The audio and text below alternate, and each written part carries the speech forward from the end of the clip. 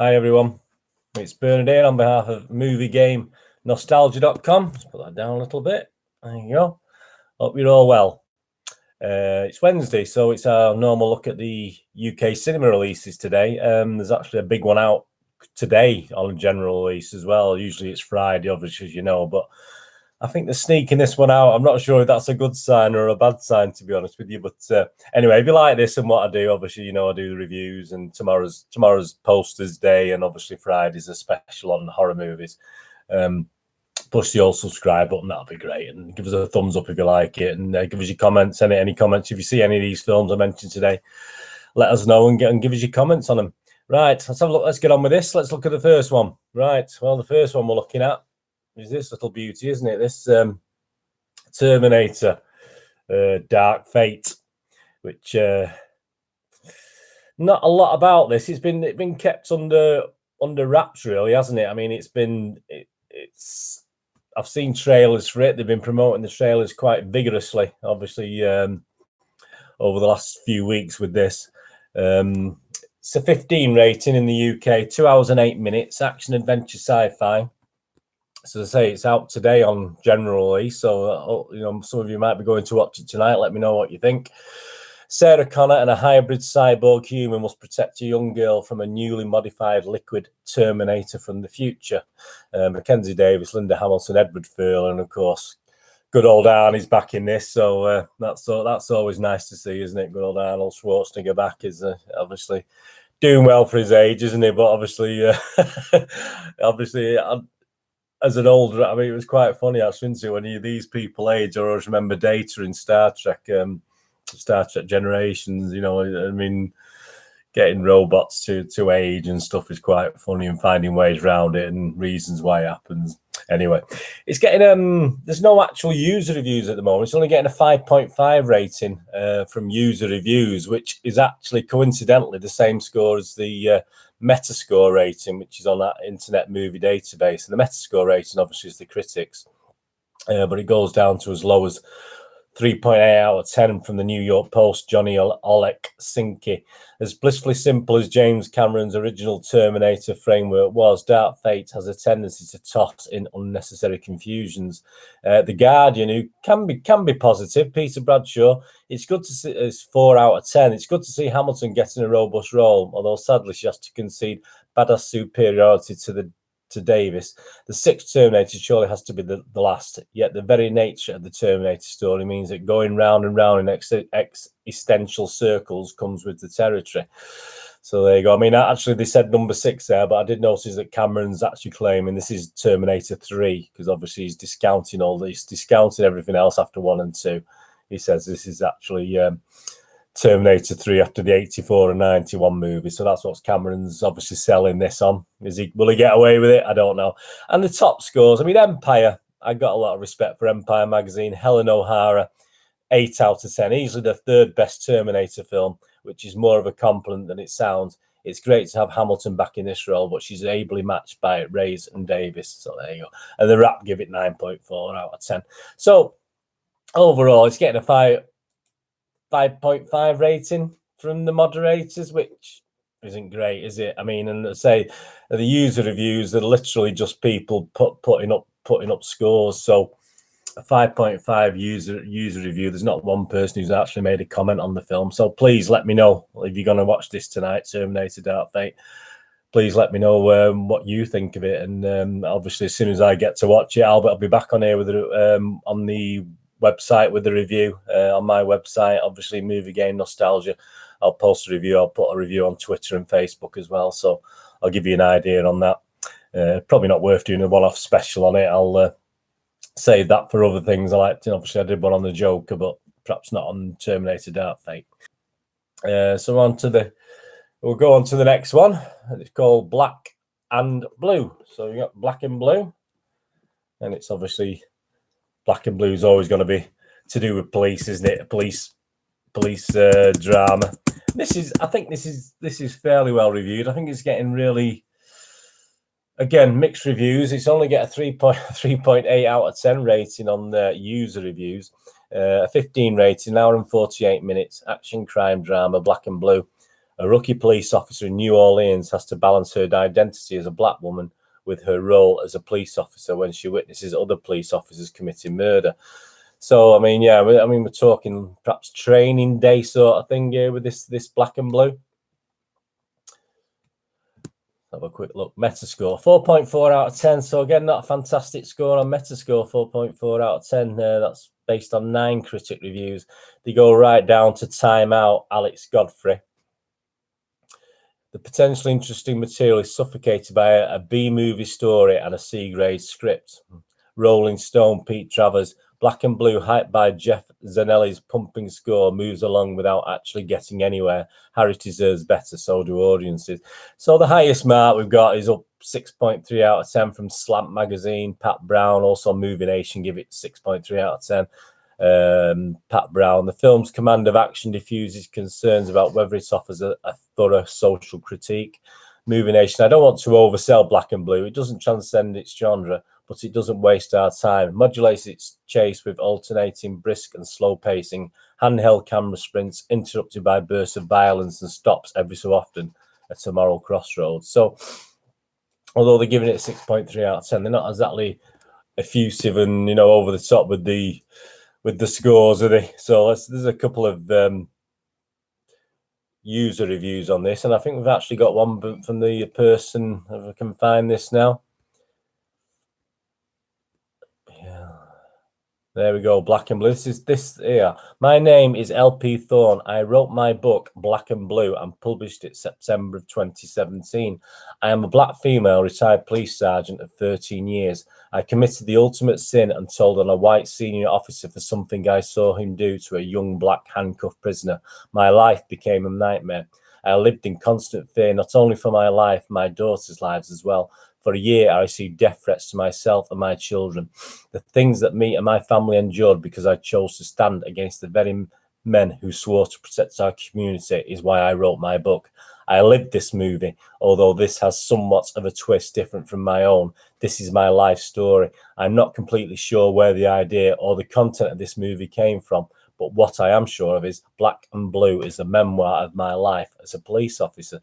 So that's very interesting from Kay Burton there. Obviously, that's where the film is actually based. I mean, there's a lot of negativity about this film. I've got a 2 out of 10 here from Joey Ford. Liberal garbage, Black Lives Matter protest in a movie. Another Hollywood film about the misunderstood thug. Poor rookie cop gets pulled into a huge police scandal after she sees a cop commit murder. The only ones to protect her are the criminals she turned her back on when she put on the badge. So, I mean, you're getting comments like that, but then you've got obviously the person who's actually involved in it actually saying things like that. So I think it's a film you're going to have to watch and make your own judgments about Black and Blue, because it does look as though it has a powerful statement to make. And even though the critics and the users seem to disagree with it, I think you've got to listen to the words of the person who's actually involved in it. Who's obviously, there's poetic license in the film, obviously, which there is in most films, isn't there? But she says it is sort of her life and what happened to some extent. So, yeah, I mean, that's an interesting one, Black and Blue. Again, a bit limited release, but try and get along to see that as well. And the next one we're going to look at is a film called Chained for Life, which, you know, obviously you can even tell by the poster and the pictures. Obviously, it's going to be quite a gritty, powerful film. It's a 15 rating, an hour and 31 minutes, a drama. A beautiful actress struggles to connect with her disfigured co-star on the set of a European auteur's English language debut. So, quite an interesting synopsis. Metascore, the critics like it. It's getting a 7.9 out of 10. So that's a good score from RogerEbert.com. Sheila O'Malley, obviously, they give it a 10 out of 10. Chained for Life is more than a polemic.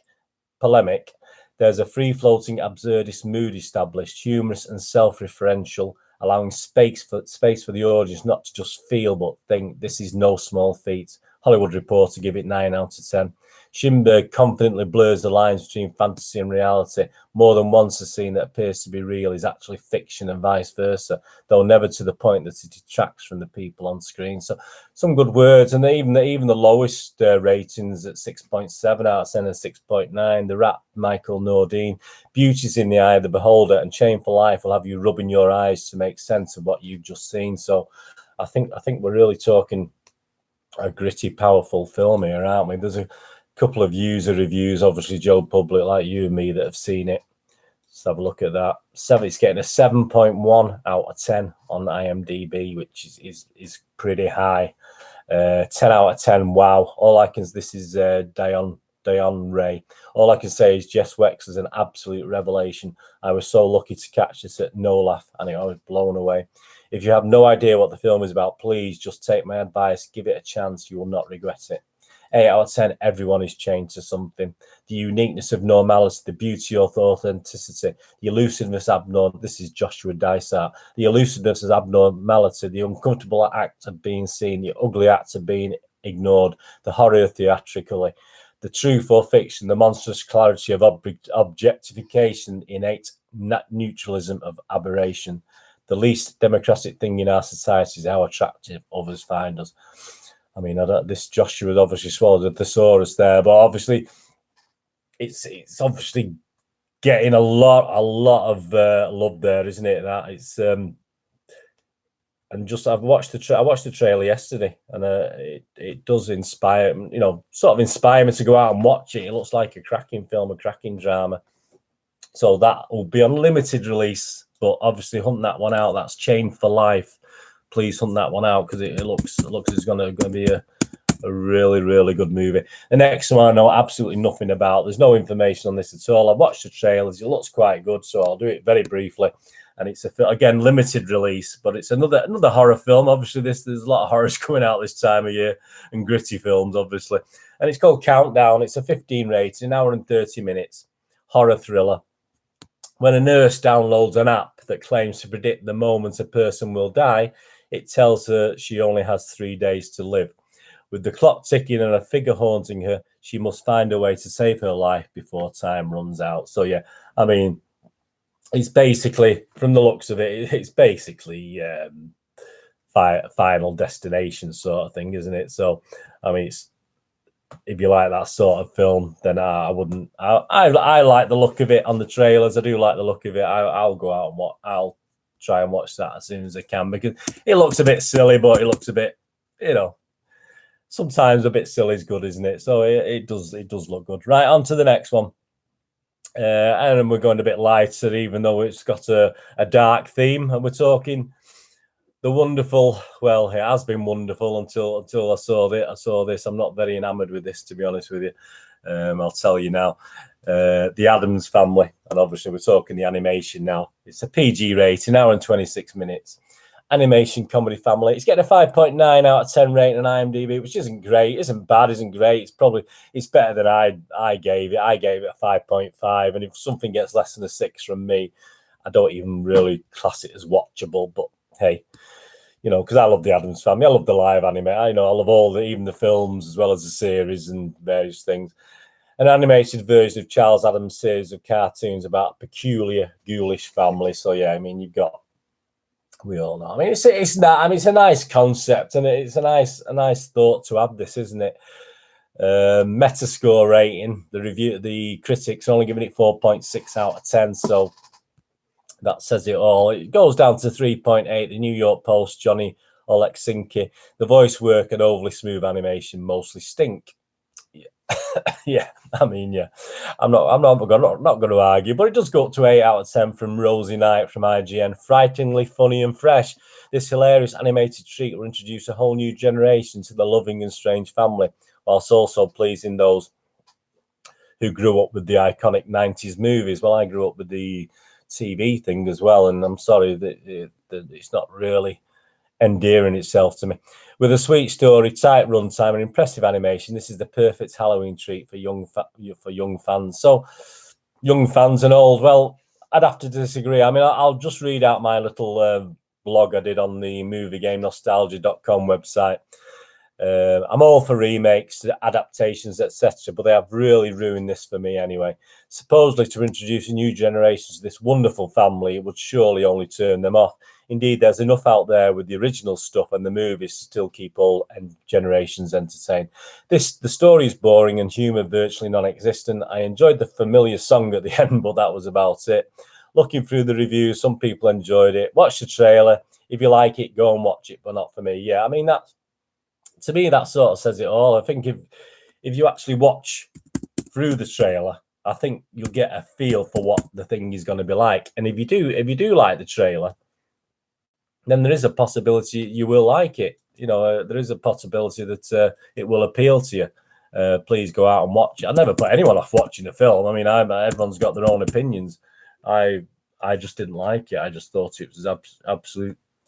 A bit of a total letdown for an animation, and I'll give it 5.5 out of 10, unfortunately, which isn't great, is it? And my apologies, but there you go. So if you watch it, let me know. Tell me what you think about it. Right, on to the next one. Another one I've been lucky enough or unlucky enough to watch. I'm not doing, so obviously the ones I want to watch, I've not been able to, but the ones I have watched, I've absolutely not liked at all.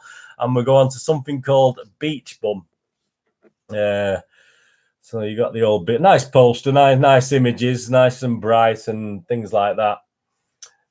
Obviously, Beach Bum is an hour and 35 minutes, far too long. Classed as a comedy. Well, I don't know what I think. Obviously they had more fun than we did. The actors, I think. A rebellious stoner named Moondog lives life by his own rules. That's with Matthew McConaughey, Snoop Dogg, Isla Fisher. So it's got a really, really good cast. I mean, the Metascore, similar to me. I literally give this 5 out of 10. The Metascore have given it 5.5 out of 10, which goes to the highest at 8.3 out of 10. The playlist, hedonism on display, is very much of a piece with trash humpers and spring breakers, but in a surprising change of pace for Korean, the film is more at ease with itself and more emotional than either of those two provocative efforts. The Guardian liked it, which, a lot of respect for The Guardian. 8 out of 10, joyous, outrageous, and stylish mournful. Well, let's go down to the bottom. Variety, Peter de Bruges. Similar change to Shaggy and hyper stylized. The Beach One plays a less coked out Scarface and collected works of Charles Bukowski and a Cheech and Chong movie all rolled up in one. An epic goof in which the cast, not just McConaughey, but Snoop Dogg, Martin Lawrence, who appears for this for the first time in 8 years, Jonah Hill and Jimmy Buffett play elaborate semi-improvised caricatures of outlandish tropical fruits. Yeah, so I think that means you don't like it. I mean, I'll give you a couple of, is there a user review? Yeah, I'll just give you a couple of user reviews before I'll give you my IMDb, my movie game nostalgia review. User reviews, 1 out of 10, pointless vulgarity. 1 out of 10, what was the whole point of this movie? 1 out of 10, just a poor, boring waste of time. 5 out of 10, that is the score I gave it, 5 out of 10. A middle movie with no real beginning or ending. Beach Bum is a movie about Moondog. He's a staple in Key West where he spends his days getting high, drinking PBR and occasionally writing. Well, I mean, the writing, he just hammers away at that typewriter. I don't know what he's writing for. 1 out of 10, terrible movie. I mean, most of the users reflect what I thought of the film, to be honest with you. I just didn't see the point of it. Go and have a look at my blog on it on movieGameNostalgia.com.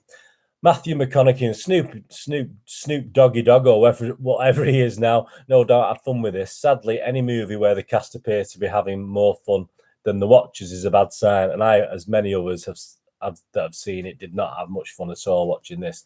No story to talk about throughout. It may be of interest if you want to recognise places around Florida and the Keys, and this is pretty to look at. I mean, yeah, I was looked at the on yet another dull autumn day in the UK. Yeah, I was watching it and looking outside, and it was raining and miserable. And I thought, it's very pretty, but that's about it.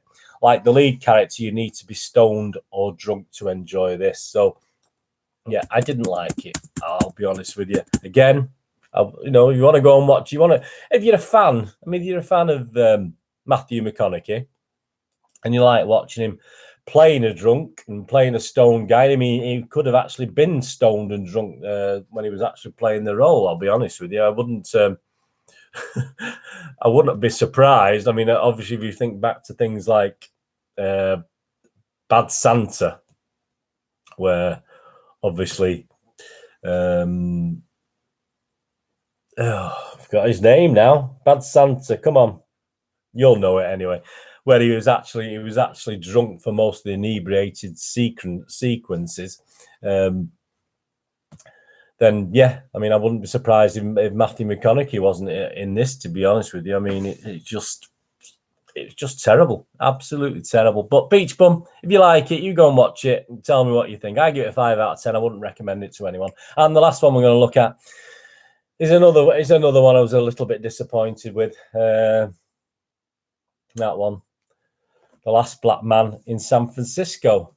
And it's getting good ratings. This is what really disappointed me. On Metascore, 8.3 out of 10 on Metascore. You've got 10 out of 10s from the playlist. Gregory Elwood, The Rap, 9.3 out of 10. IndieWire, 9.1 out of 10. Hollywood Reporter, 8 out of 10. Let's say what that means. That's a fair score. All the dramatic components have not only been well thought through by Talbot and co-writer Rob Richer, and they're adorned for the most part by the sense of reality that keep pretentious at bay, to be sure. This is a highly calculated and worked out story, but the humour and lively playing of the entire cast keeps the film aloft across its 2 hours. I mean, the lowest rating is 6 out of 10 Variety. While Talbot and Fales claim to have walked and taught their way all over San Francisco, the script and especially the dialogue is the most disappointing element of their first feature. But you still give it 6 out of 10, which is still quite high. I mean, the story, I mean, what it's about, it's a 15 rating, 2 hours, 1 minute, a drama. A young man searches for home in the changing city that seems to have left him behind. And even the user reviews, I mean, it's a 7.4 out of 10 on the user review. So I'm in the minority. I give it 5.5 out of 10. I didn't even think it was watchable. I mean, it was interesting. I mean, it was well acted, it was well presented, etc. But I just didn't enjoy the film at all. User review here, 7 out of 10. Well made, thoughtful, yet ever so slightly empty drama. The independent drama on the effects of gentrification in San Francisco played to strong reviews at Sundance. It's also distributed by A24, and their films are generally very high quality. Judging from its trailer, the film looked to be a mix of understated, beautiful aesthetics, including some extraordinary cinematography of the Bay Area. Yeah, I agree with that bit. Searing character drama and social commentary.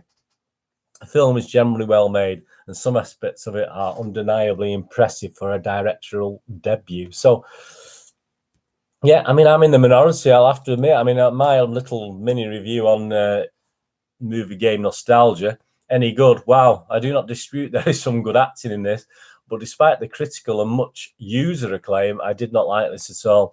I'm sure there's a story somewhere, but to me, it was just a mix-up of confusing scenarios and acts and an awful watch. Arty-farty rubbish, but hey, many like it or have to be seen to like it. You decide. So, I mean, I think that sort of says it all, really. I just didn't like it. I mean, let me know what you think. It certainly wasn't my cup of tea. I certainly didn't get any sort of joy out of it. And as I say, apart from the aesthetics, as someone said there, Bad Santa was Billy Bob Thornton. I mean, obviously, my mind was gone before, wasn't it? But Last Black Man in San Francisco, no, I don't like it. If you go and watch it and you fancy it, please let me know what you think. But I didn't enjoy that at all. Well, there you go. Quite a few I'm going to have to catch up on and do proper reviews in the future and have a good watch. The ones, as I say, the 3 I did watch: Addams Family, 5.5 out of 10. Beach Bum, 5 out of 10. Last Black Man in San Francisco, 5.5 out of 10. Again, I'm no disrespect to San Francisco, but I have been to a few places in the US, and that's possibly my least favourite place. Perhaps that tainted my thoughts on the film. I'm sure it didn't. I just didn't just didn't enjoy the film. And the other ones, obviously, Terminator Dark Fate. Please let me know what you think of that. Black and Blue, Chain for Life, and Countdown. So if you watch any of those, let me know in the comments below what you think of them. I'll say if you go on to moviegamenostalgia.com, I'll obviously keep updating reviews. And if you follow me on Twitter at nostalgia_movie, and obviously on Facebook under Bernard and Ian with links to Movie Game Nostalgia. Just follow those links on there, and I'll be doing some reviews, etc., and blogs, various things. So, hope you enjoyed that. A bit of a long one today with 7 films. It will quieten down on once we get Halloween out of the way and November out of the way. Obviously, these new film releases will certainly, obviously, we'll get to see a couple of Christmas ones, won't we? We'll soon have those to look at.